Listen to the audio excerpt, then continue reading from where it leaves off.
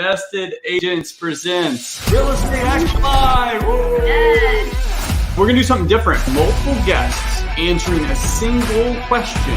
This will be a fun, fast-paced hour with amazing guests. And that is how you're going to win all day, is to empower your people. Too many agents are trying to figure out, well, how do I get my buyer's offers accepted? It's easy. Offer the highest price. It's not rocket science. When you're a realtor or you're doing something in real estate, you have to flip the view of what you're looking at, and you start looking at what other people are doing. So it's really just personality based, and then having people learn the ropes in an effective way. Focus on just being there for people and providing value. I don't regret what I did because it really made me hustle and work hard. Better than we've ever been. We just had our first six-figure month. That's 70K just jumped to six figures. I'm all about like building up your knowledge base, building up your mind, building up your spirit, and just slay the day. We're always looking for people to come along and help us with our journey as well. We can also contribute and help them develop their skills. Thanks for having me. This is super cool. Yeah, great. No, it's been awesome. It's an honor to be here. I appreciate you guys. Awesome. Thanks for having me. Hi, Haley. Thank you. Good stuff. Chris, I'm so honored to spend time with you live, teaching thousands of real estate agents how to build their brand and not be a commodity.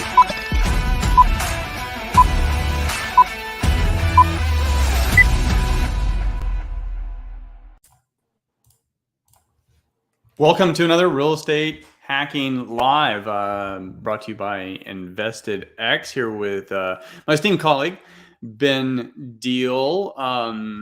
Jamie sends her best wishes. Her schedule's not really allowing her to come on these, at least right now. But how you doing, Ben? Doing great, man. Doing great.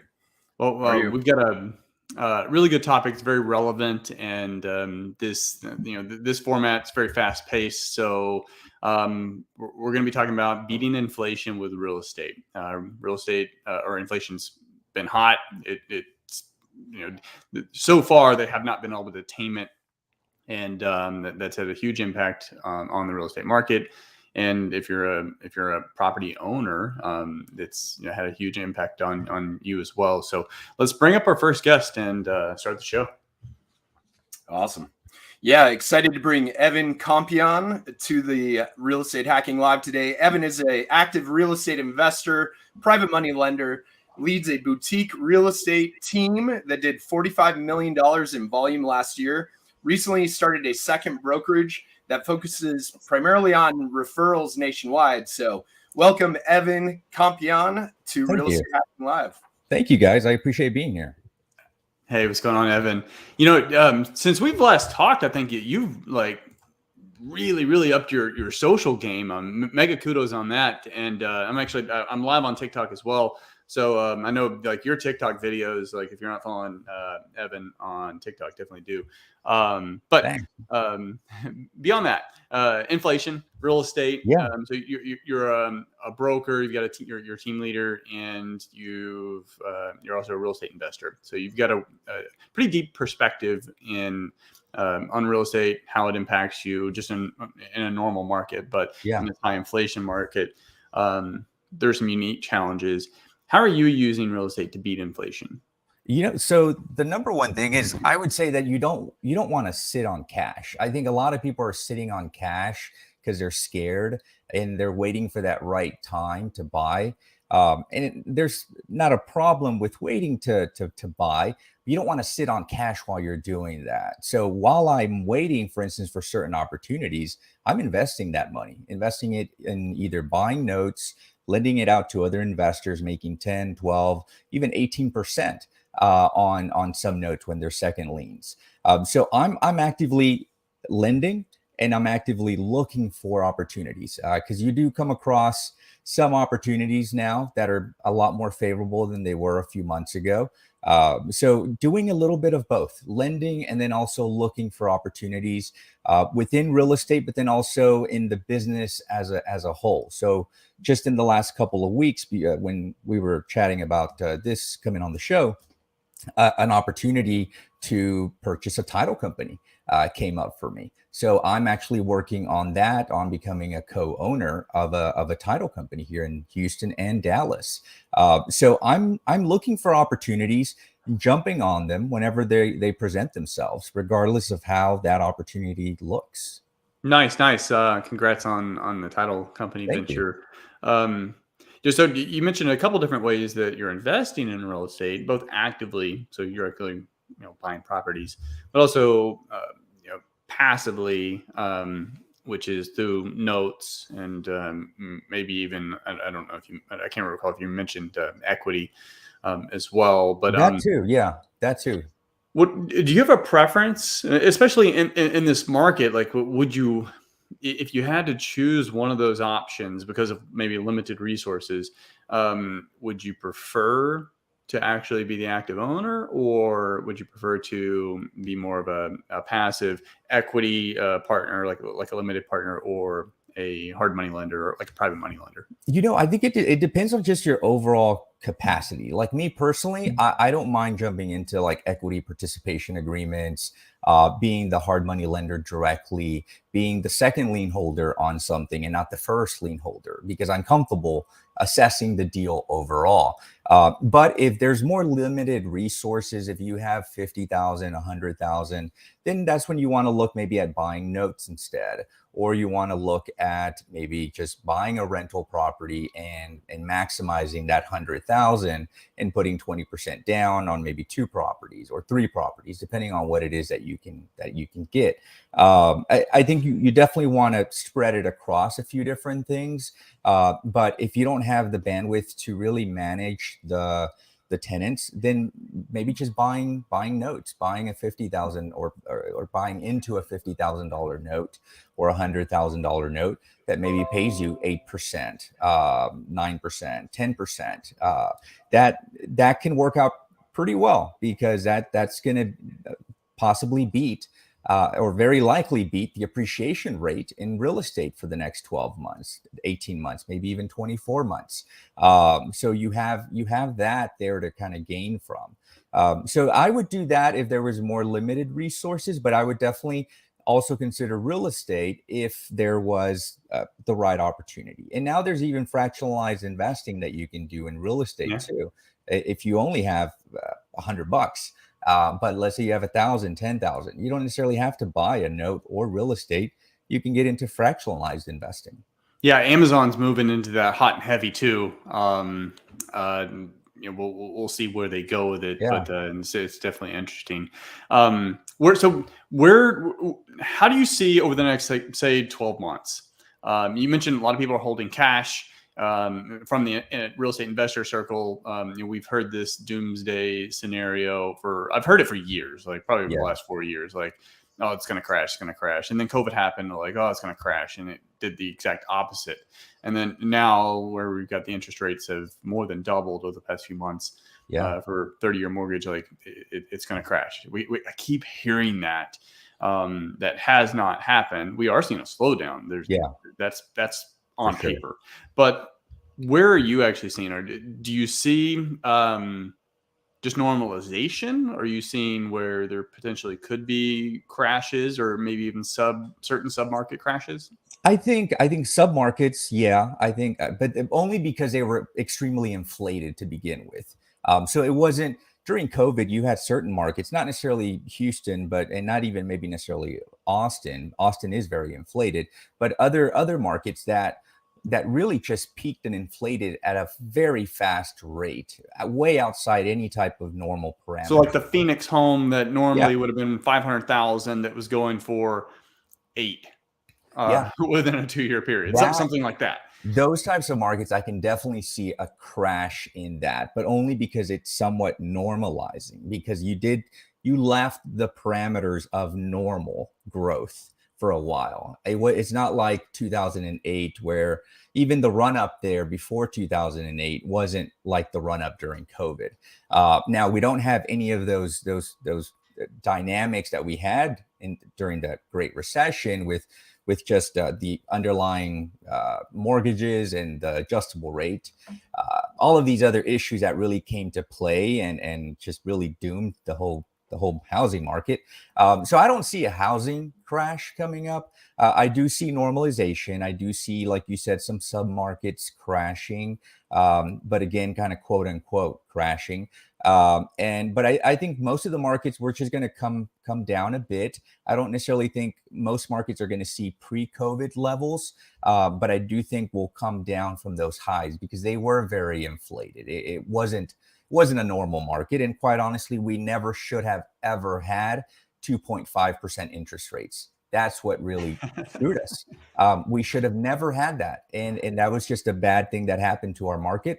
People took rightfully advantage of it because it's what was out there. What were you going to do? But it just should have never been an option to have those types of rates under 3%. It's just crazy. It's free money, basically.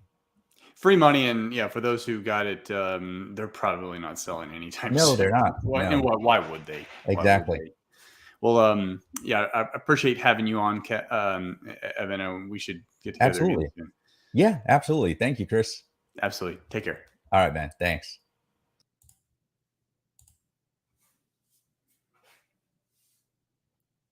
I think we got you muted.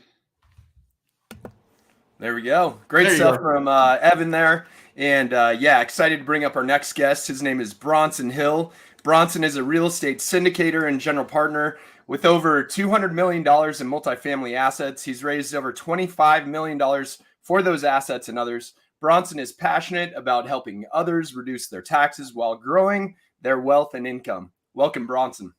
Hey guys, really excited to be here. Love talking about real estate, hacking, and inflation and all things investing. So let's do it. Yeah, you were in Houston. It's probably about a month ago, weren't you? And I saw it was an event that I was just probably tired, and so I didn't go to. And then I saw a picture. I was like, oh man, would have been good. Yeah. I spoke at a meetup in Houston. My friends Cody Laughlin and Brian Alfaro do a meetup in Houston, so I went out for that. It was fun. Yeah, cool. So you've got a different experience. So Evan largely on the single family, you're on the multifamily side. So what are you seeing out there with multifamily operators and how they're beating inflation or looking to get into assets to beat inflation for their investors?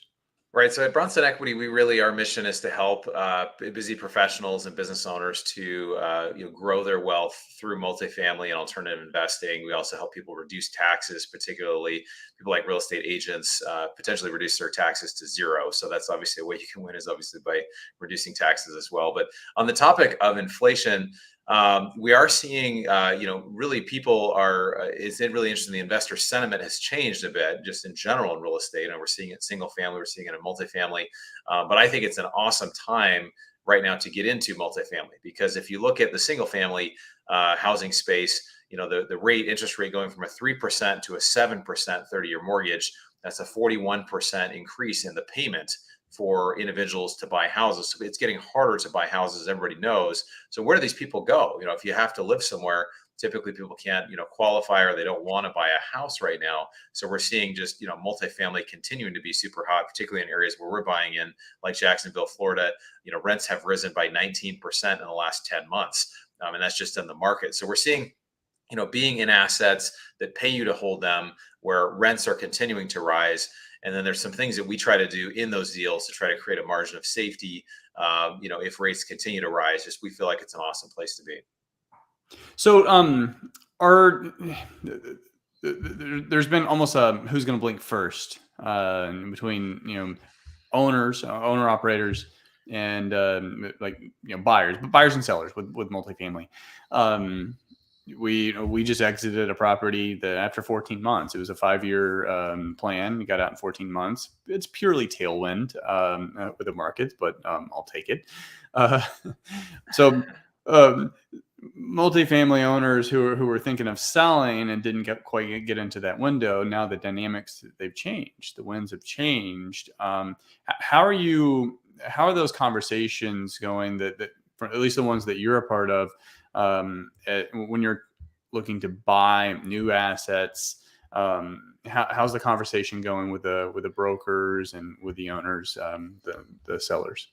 Yeah, so this is a bit of a standoff, right? When you have, between buyers and sellers, when you have something like this that's happened where the environment has really changed, and we're both buyers and sellers. We're selling properties and we're also buying properties. But it's funny, as a seller, you just have this thing, hey, this was worth, this amount 6 months ago, so it must be something similar to what it was worth, right? But things have really changed. The game has really changed. And so we're seeing a lot of sellers that can hold, will hold. Now, one challenge is that a lot of debt that's out there, 85% of large multifamily debt is in bridge debt. So a lot of people have 2 to 4 year bridge debt and they have to sell.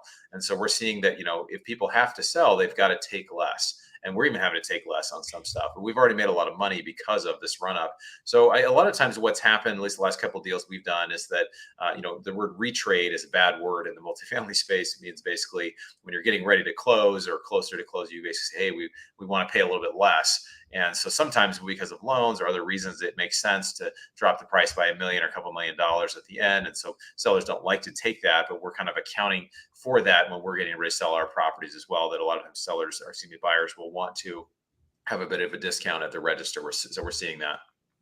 Yeah, I mean, the fundamentals have changed. I mean, ultimately, so single family and multifamily, the valuations are completely different. With single family, it's pretty easy to pull comps. But multifamily, it's a little different because it's all dependent on the NOI, the income that it's generating. And then there's really no true comp. It's just, you're not necessarily going to comp it like you would a single family property.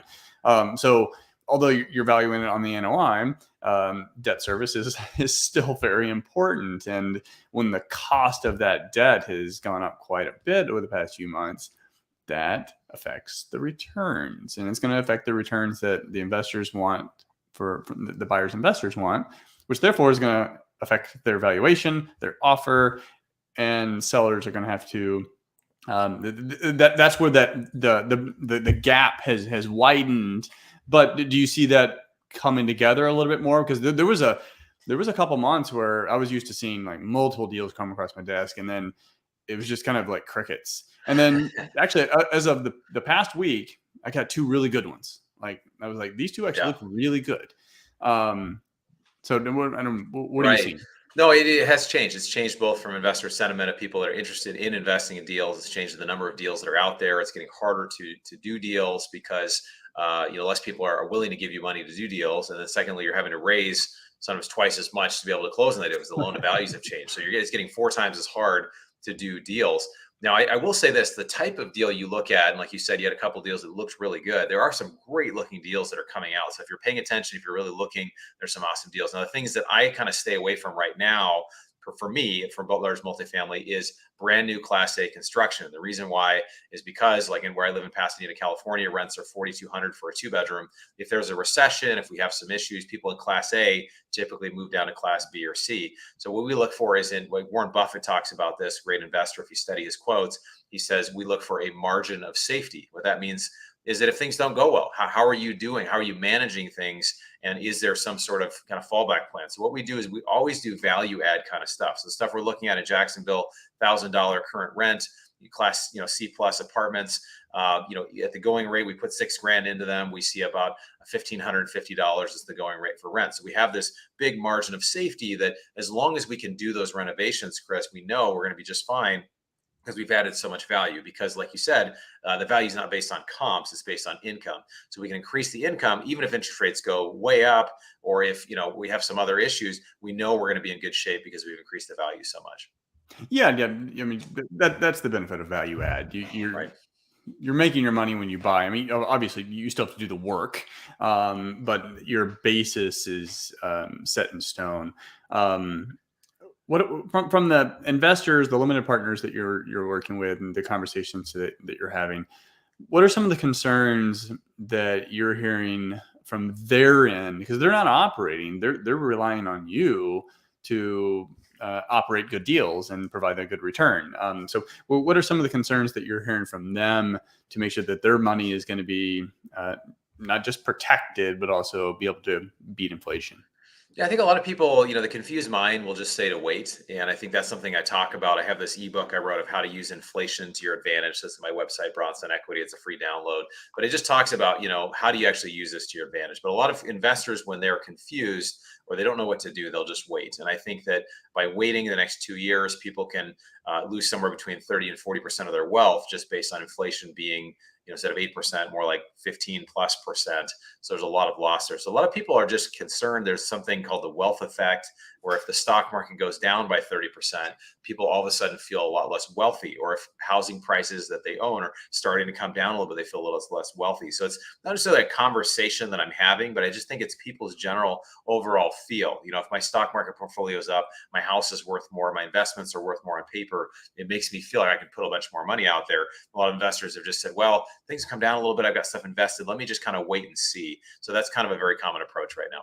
Yeah, it's the consumer sentiment index, which I know retailers pay attention to, and economists. But okay, well, Bronson, it was good having you on. Let me know the next time. You can give me a heads up when you head down. Definitely want to be sure we get to connect. Sounds great, man. Thanks for having me. I appreciate it. Absolutely. Take care. Man, great stuff there. I love when he was talking about the margin of safety and really searching out those value-added opportunities. So great stuff from Bronson. Very excited now to bring up Joseph James. Joseph is a commercial real estate coach and founder of ROI Muse, which provides tools, training, and coaching for commercial real estate brokers and multifamily investors. He and his team of coaches and consultants have trained over 2,000 agents and brokers in commercial real estate. Joseph, welcome to Real Estate Hacking Live. What's going on, Joseph? Thank you, Chris. Well, thanks for having me again. Always love coming here and chat with you. Yeah, I just noticed our little names aren't below our boxes anymore. I don't know, Ben, if you have a chance to see what setting that is. But anyway, Joseph, so you're a commercial broker. You do a lot of training for other commercial brokers and agents and operators. So what are you seeing, having a good pulse on the active players in the market? What are you seeing on how folks are using real estate to beat inflation? I think the message is being clear, right? So get ready, because there'll be a harvest down the road, right? So because things are slowing down, a lot of properties are coming for refinance in the next 18, 24 months. And, we'll have to wait and see how the market plays out. But I think what we are doing as brokers and investors is to be prepared, right?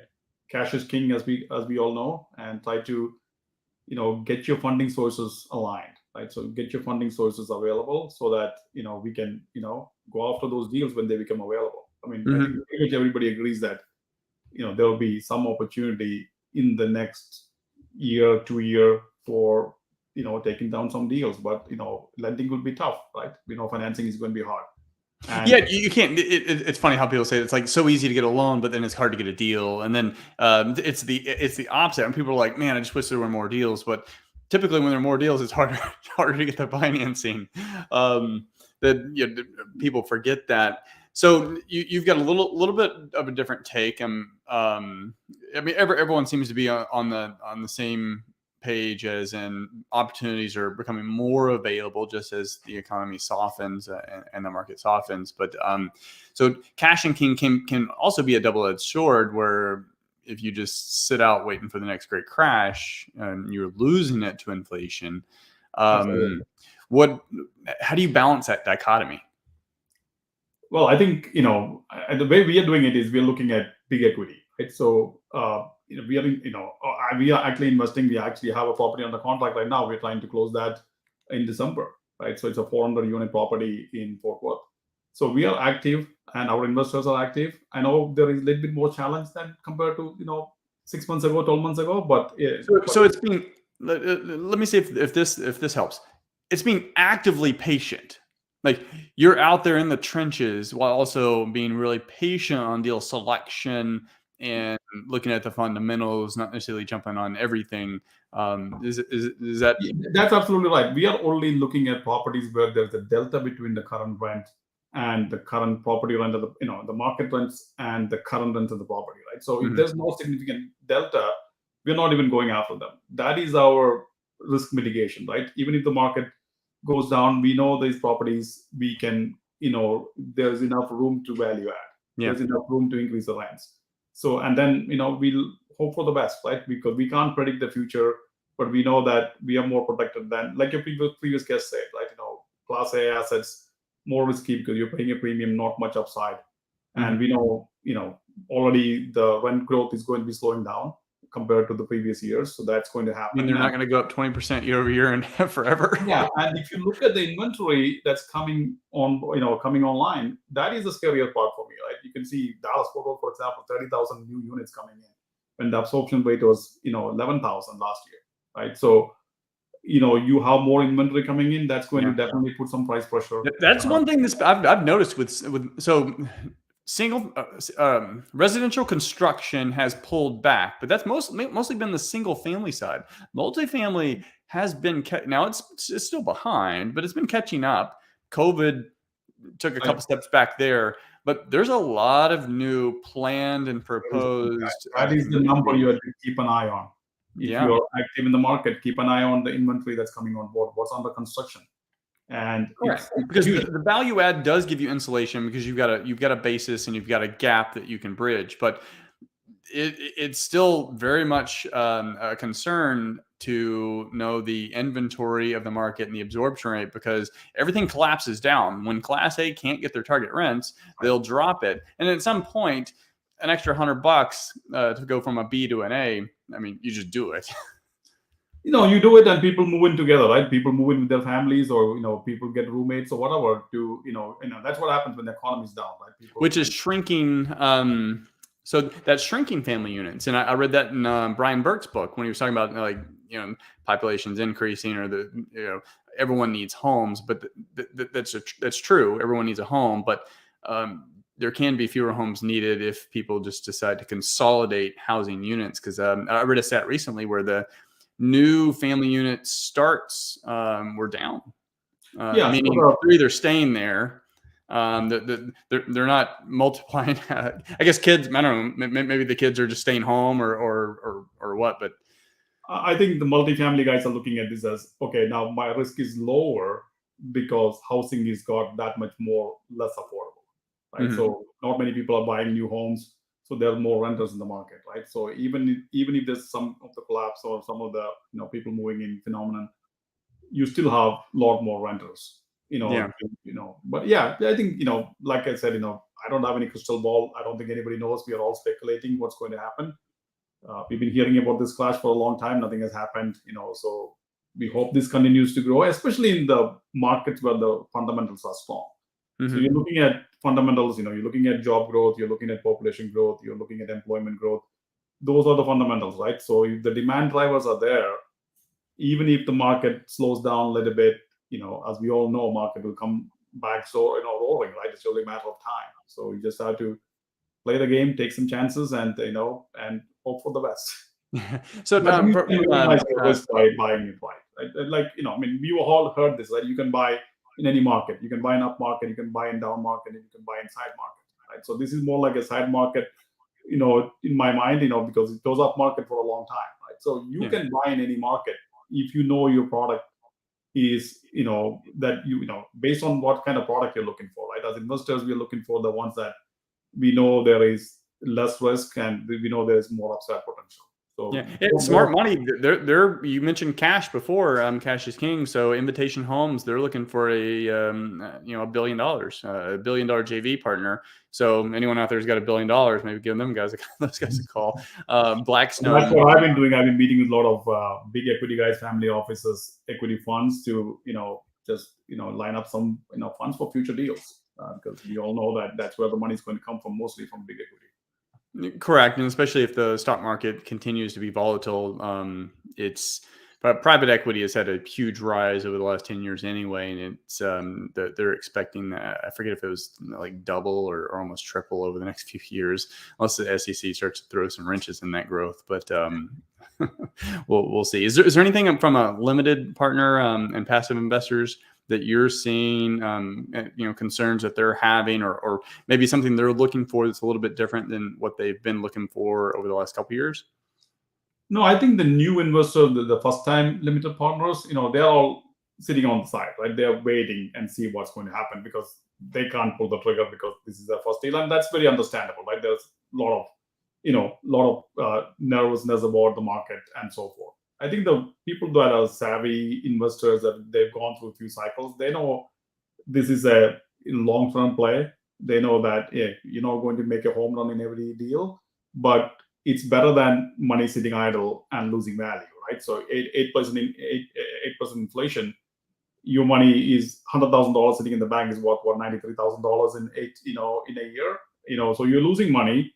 So even if you're not getting the appreciation like we are getting usually, at least you can prevent the loss. Plus, you have all the tax benefits and the other benefits as well. Plus, if the property appreciates, then you're going to come up much way ahead, right? So especially in inflation, the rents are going up. As long as the rents are going up, it's not going to go up 10-15% like it used to be, right? Yeah. But even if you get 3, 4, 5% rent growth, I think the Dallas market has a 6% growth or something and projected 5% growth. So it's still much better than losing 8% sitting in the 100%. That's why I've always liked real estate. It's an inflation hedge plus cash flow plus appreciation over time plus from a long-term perspective, you can have equity build up through debt pay down. And then the tax benefits, which if you're a real estate professional, which you are, I am, folks that are doing this full time, there's a lot of benefits. So, well, thank you very much, Joseph. It was a pleasure having you on. Yeah, thanks for having me. Absolutely. Talk to you soon. Mm-hmm. Awesome. Great stuff there from Joseph. Next up is Tom Lonnie. He's the creator of the Bulletproof Wealth Strategy. He specializes in helping investors become their own banker, teaching them to grow their wealth and avoid lost opportunities using specially designed life insurance. Tom Lonnie, thank you and welcome to Real Estate Hacking Live. Thank you, guys. I really appreciate it. I'm glad to be here. So how are things going today? It's going well. I love that background. And it definitely fits your brand well. That Sherman tank looks pretty cool. Yeah.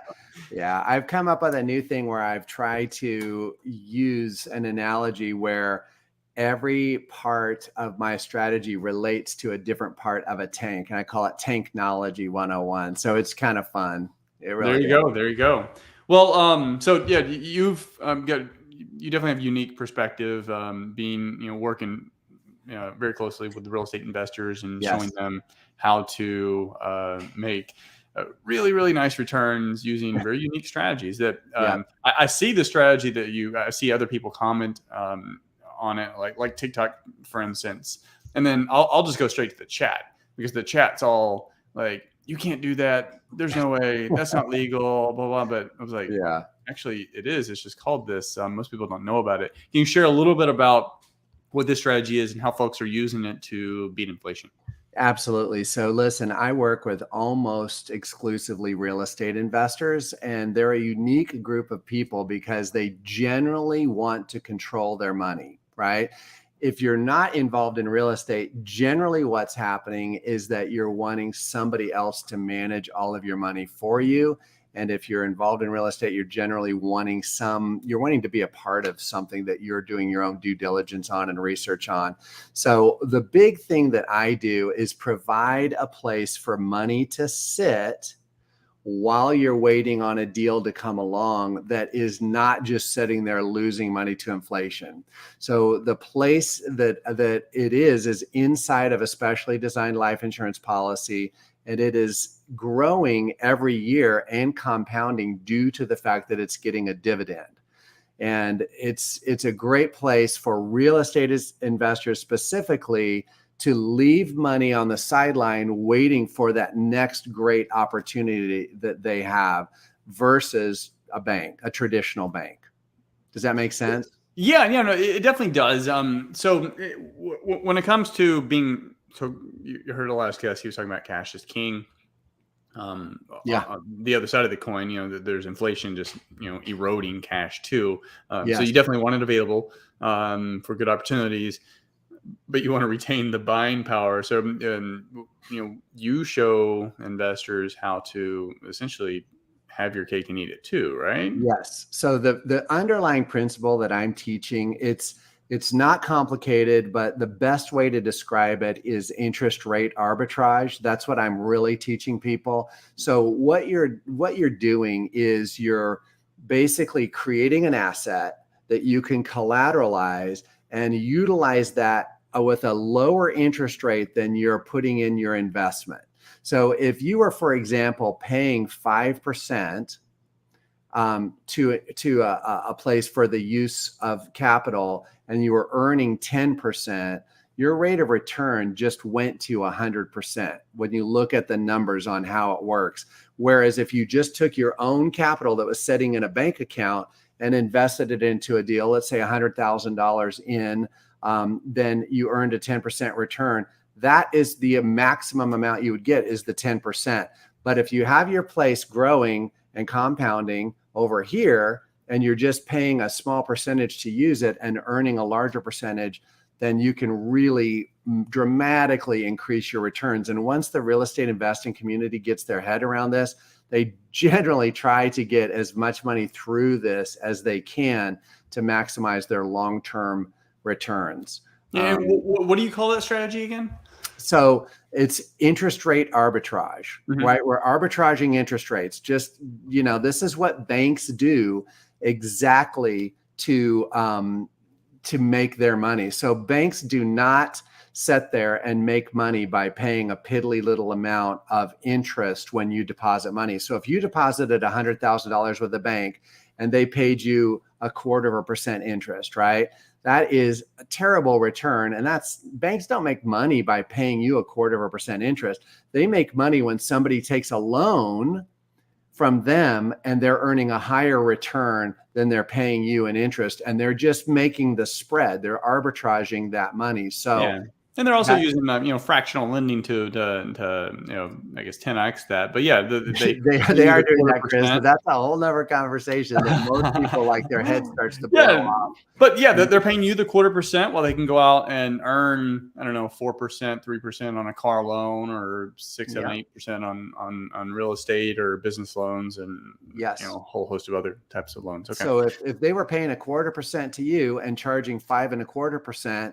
I talk to people all the time and they say, oh yeah, the bank must be making 5% rate of return.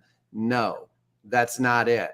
They're on $100,000, 0.25% to you is $250, and they're bringing in $5,250. Does that make sense, Chris? And that's without fractional reserve lending. That's a 2,000% rate of return the bank is actually getting.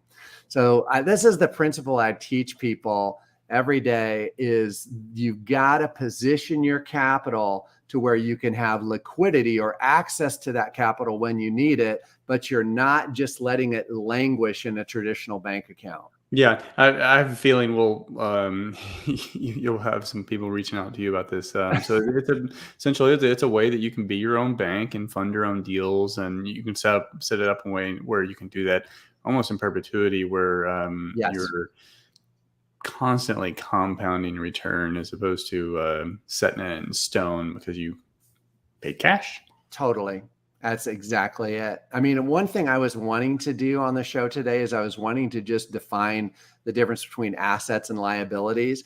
The way that I look at it is an asset is something that brings you money, and a liability is something that takes money away from you. Yep. And you just got to be careful to be investing in assets, right? And not in liabilities. That's one of the things that I think is a trap people get into, is they do all of this fancy tax maneuvering, right, to try to pay lower taxes, but they end up just buying liabilities. You know what I'm saying? It's not good. So in the last couple minutes, what types of investments are you seeing most of the clients that you're working with? How are they using this in their real estate? Okay, so I'm seeing a lot of private lending. That is a really good use for this. So you can basically, this is what I have done. That's how I like. I've got a friend. So I know he does that with private lending and private equity placements. Yes, it's amazing for that. I'm also seeing a lot of people who have a temporary need for capital, who do flipping and wholesaling. It works amazingly well for them, because let's just say that you borrowed $75,000 to purchase a house that was distressed, right?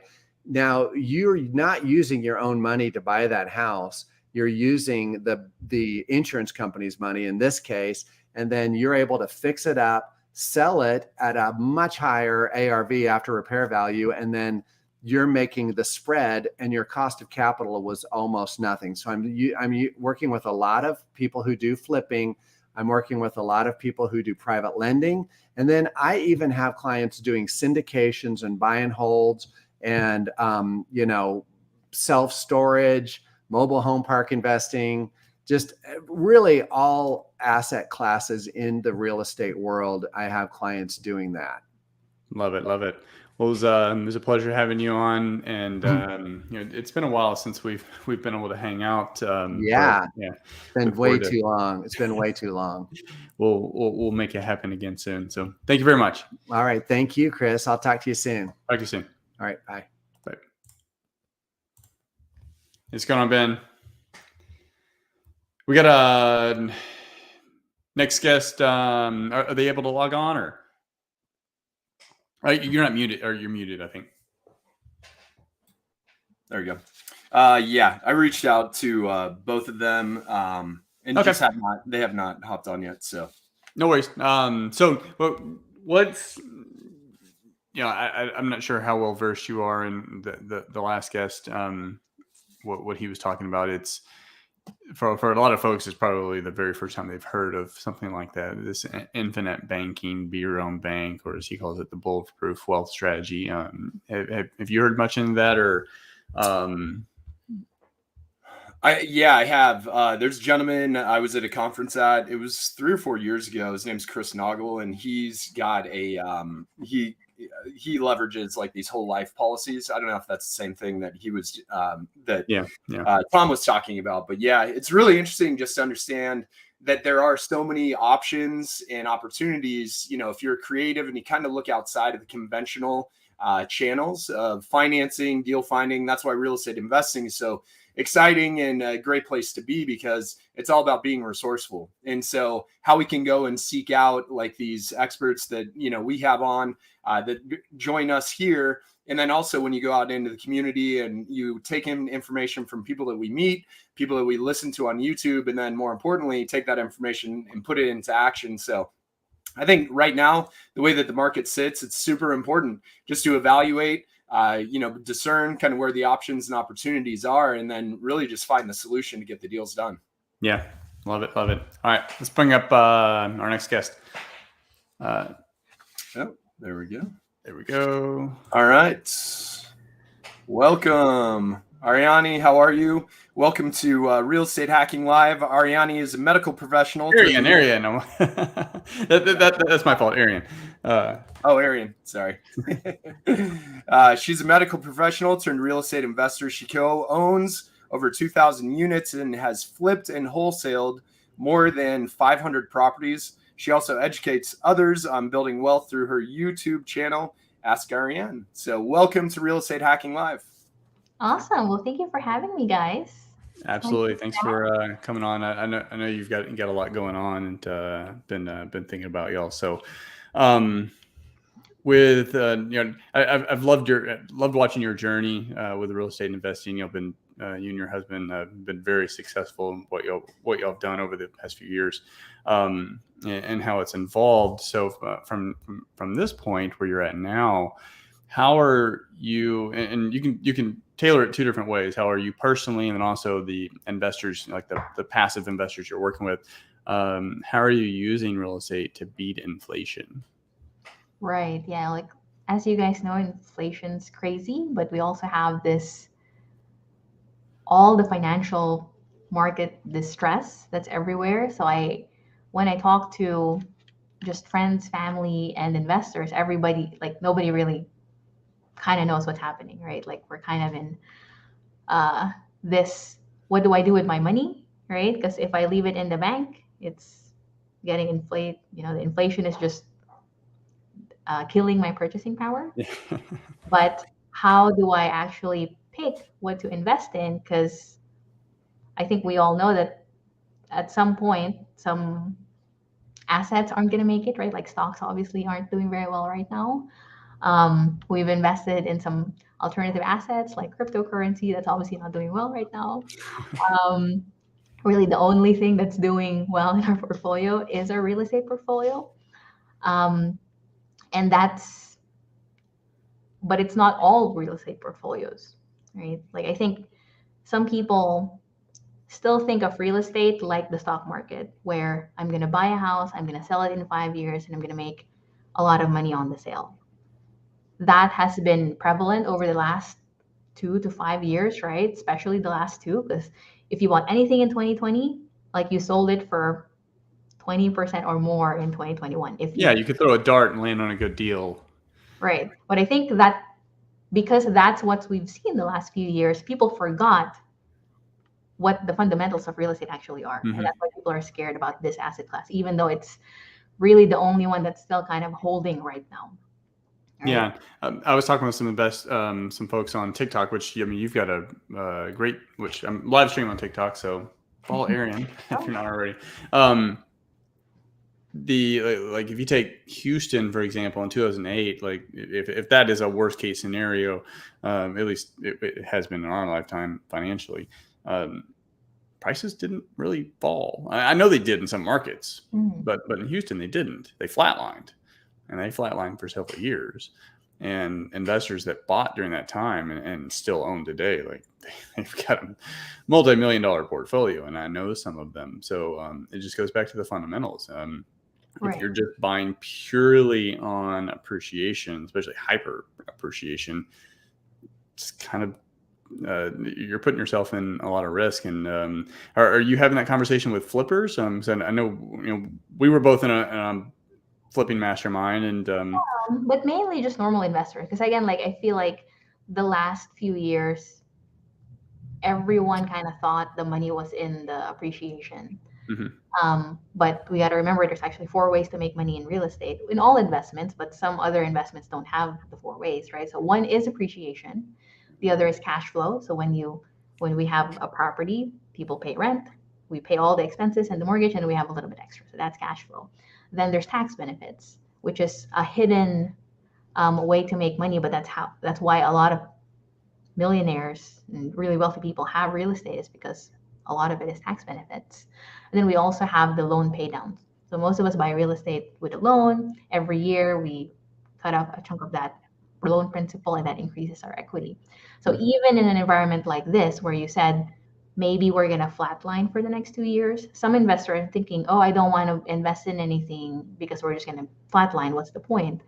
Well, even if appreciation is flat, you can actually still make those other 3 ways: cash flow, loan pay down, and the tax benefits. So you can still generate a good return, even if from the outside looking in, from the asset price, maybe you're not making a whole lot of appreciation. But if you invest in real estate with thinking of cash flow, tax benefits, and loan pay down, that's still going to beat inflation, and you're going to be in a better position. Yeah, and appreciation is different depending on the class. I mean, single family appreciation, there's different fundamentals at play than multifamily. Because multifamily is primarily it's income driven. You're buying a business. Right. Single family is more just based on like kind comps around the community. But how do you feel about flipping at this point? I mean, the conversations I've been having is be cautious. Be very conservative on your numbers, and add extra padding, particularly with days on market and the price. Make sure you have that cushion. And then my cherry on top, which is something that we didn't always do. We said we always did it, and we stopped doing it, and it hurt us, and then we started doing it again, which is make sure it can cash flow if you have to rent it out. Meaning you can't meet your price. And you got to make a choice: sell for a loss or just cash flow, and then wait it out. Because eventually, all properties over time, if it cash flows, you'll be okay. May not be your greatest deal, but you'll be okay. How are you advising folks that are either getting into flipping or they're actively doing multiple deals a month? Yeah. So we used to be a high volume flipper. We actually stopped flipping houses last year, but we used to flip 100 houses a year. So we are definitely very attuned with how that goes. And when we talk to other flippers right now, it's have a lot of cash reserves. If you're flipping high volume, you will have losses. That, especially right now, like that's just, you have to be prepared for that. And if you're not prepared for that, you probably shouldn't be flipping right now, right? Like if you're not prepared to break even or have a little bit of a loss, as a worst case scenario, like that's going to happen. So have a lot of cash reserves, and then yes, just be very, very conservative, right? Like before we were looking at comps that sold in the last 3 months and using those as comps. You need to be looking at pendings right now and seeing where those are going under contract, so that if those are lower than the comps from the last 3 months, you're adjusting your after repair value. And ideally, you even go down like 10% for that and see if that's still okay for you. If you're still going to make a little bit of a profit, if it goes even 10% below that, then that should be okay. And then just speed. The name of the game is speed. It's like 100%. flipping has always been a hot potato. When we flipped houses, usually our turn time was 4 weeks, right? We bought it, renovated it, listed it within 4 weeks, and then usually we're closed another 4 weeks after that. Yeah.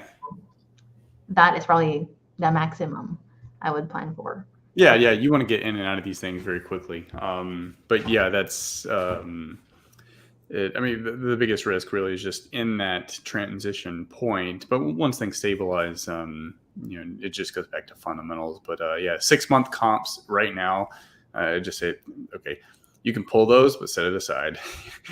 You want to be looking at 60-day comps. But in any case, well, thank you very much, Aaron. Look forward to seeing you again soon. Bye, Chris. Take care. Bye.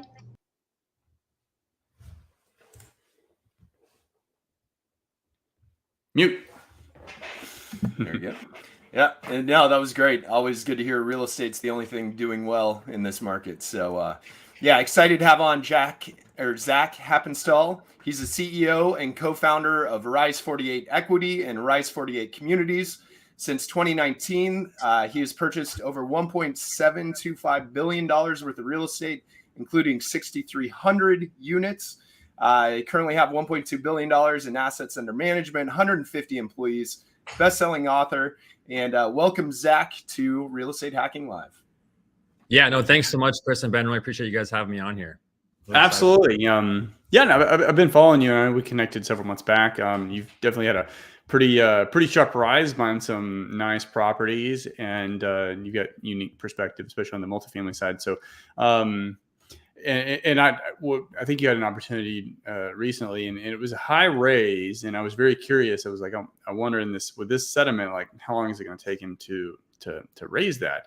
Yeah. And it's like 2 days later, I think it was like 50% subscribed or 70% subscribed. I forget what it was, but it was like, holy cow! Like, so how are you seeing? How are the conversations changing, if at all, with your limited partners or your passive investors for your deals? With them trying to beat inflation with real estate. Yeah, great question, Chris. And yeah, I mean, like you mentioned, I think we've launched 4 different raises since July, so the last 4 months or so, and surprisingly, the demand keeps getting stronger. And we've been kind of shocked that we were concerned that because of all the economic uncertainty, investors would be hesitant, not want to invest. But I think you kind of hit the nail on the head. Is that and so did Arian in the last segment. I think a lot of investors don't know where else to go. Frankly, I mean, I think a lot of people don't trust the stock market anymore. And even if you're not the most savvy real estate investor and you're kind of newer, I think that the mainstream media has and all the mainstream channels have really hammered home the fact that inflation is real, right? And that it's bad to keep cash in your bank account. And so I think that people don't really trust the stock market. They don't trust crypto. They know they don't want to sit on cash. And so if they can find what they think is a conservative real estate investment in a strong market with an operator they trust, then I think, what we've seen is that a lot of investors feel confident. And even the last couple of months, we've just been getting flooded with referrals, from our current investors and previous investors referring their colleagues, friends, and family, because I think they're seeing, how stable these assets are. And so, I mean, in the short term, obviously interest rates have gone, up very quickly. We've hit our interest rate caps on every single deal now across our portfolio. And we've sold several deals, but right now we have 27 assets, a little over 5,000 units, all here in the Phoenix metro.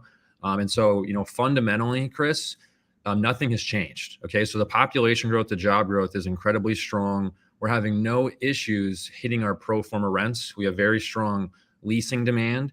And so, we're kind of full steam ahead with our business plans as far as renovating these units, increasing rents, which increases the NOI in the short term, because the interest rates are so volatile and the debt, is so uncertain, you've seen, short-term values dip in Phoenix and across the country. But the reality is that most of these deals are not even trading. You know what I mean? They're not even selling, because a lot of sellers are just like, you know what, I'm going to sit tight. And maybe next year is a better time to sell. So, I think Erin had a good point in the last segment. She was saying that the last 2 to 5 years, and like you said too, Chris, you could just, buy a deal and you're going to get organic appreciation. You're going to get cap rate compression. It makes you look really smart, right? And we've been big benefactors of that as well, no doubt. But I think going forward, you're going to have to really, as far as multifamily is concerned, you're going to have to really execute on these business plans and stay on schedule and on budget, so that you are increasing the rents and not relying on organic appreciation. And if you're doing that, you're increasing the NOI, you're increasing the value. And so it puts you in a good position where, right now we're going full speed ahead, renovating all of our properties, so that, by the end of next year, if interest rates still haven't come down, and it doesn't make sense to sell these deals like in a year or two, like we've been doing traditionally. And by the way, these are always 5-year, conservative projections. If we can't sell a deal in a couple of years or less, well, we at least have increased the NOI so we can refinance, and get out of that short-term bridge loan, and return some capital back to investors. And the thing is that these are very insulated, conservative types of investments. So, interest rates cannot stay this high forever. The United States can't service their own debt, with treasuries over 4% for this long. And so at some point they will come down.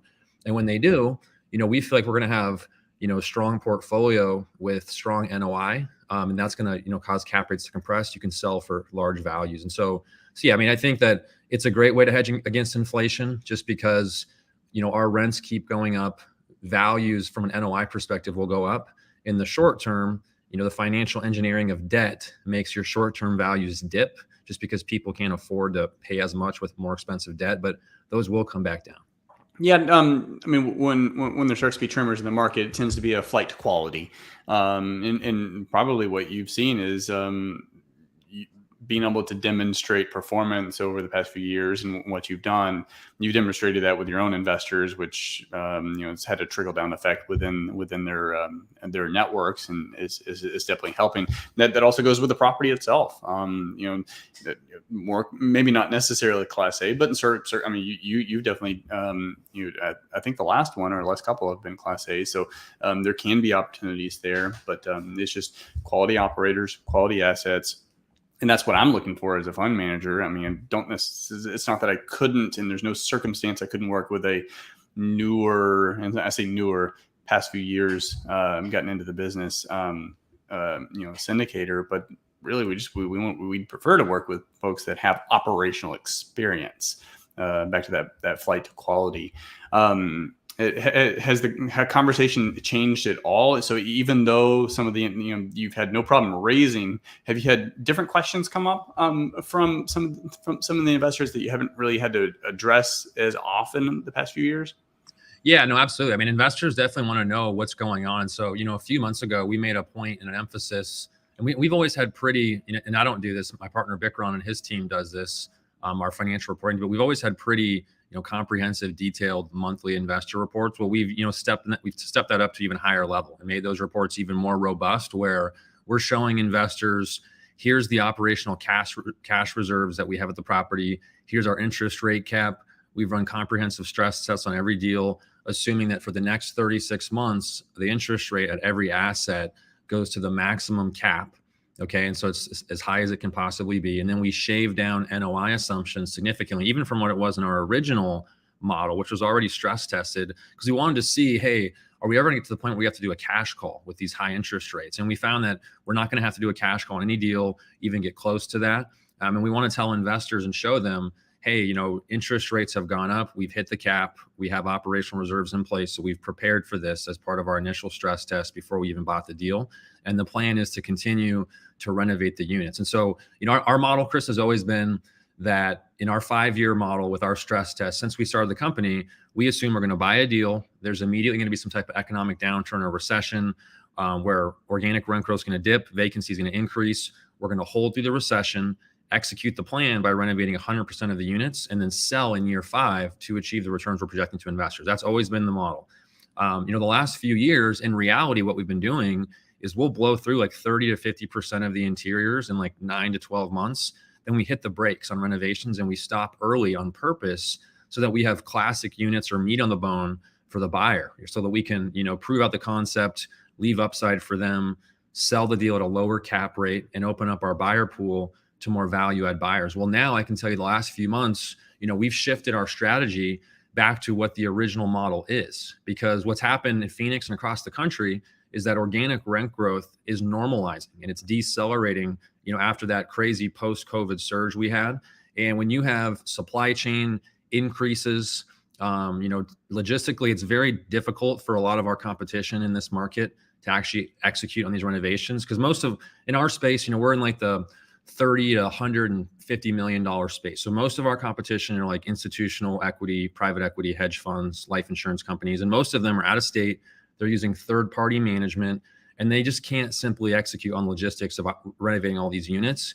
And so with organic rent growth starting to slow down and the higher cost of renovations, a lot of these groups now, I've been talking to brokers, even the last few weeks, institutional brokers are telling me, these groups, they actually would prefer a mostly or a fully renovated 1980s value add deal, because they don't want the execution risk of having to renovate all those units, and they can't justify such big rental increases by doing it.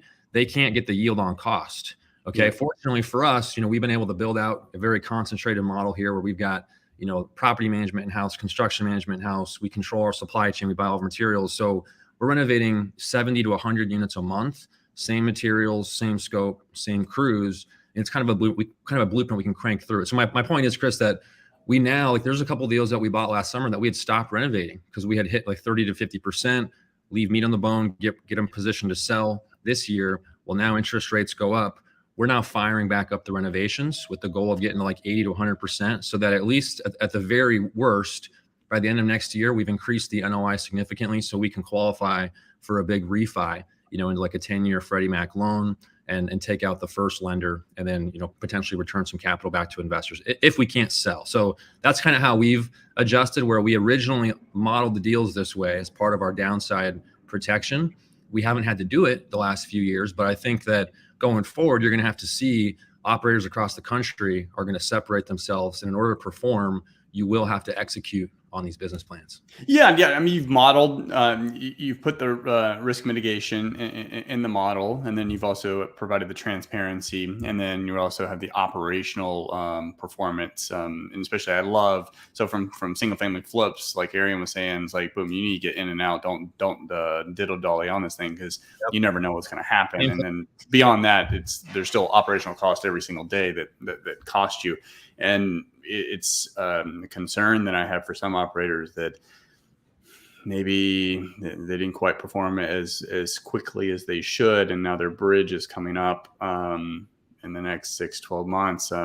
It could be a tough decision on whether they do a call, if they refi because they just don't have the NOI, or they just have to sell early and underperform, but at least come out on top, which is always good. But it takes a certain amount of humility to be able to do that and continue going forward. So in any case, well, man, you packed a lot of value in that short segment. So I appreciate having you on, and look forward to talking with you again soon.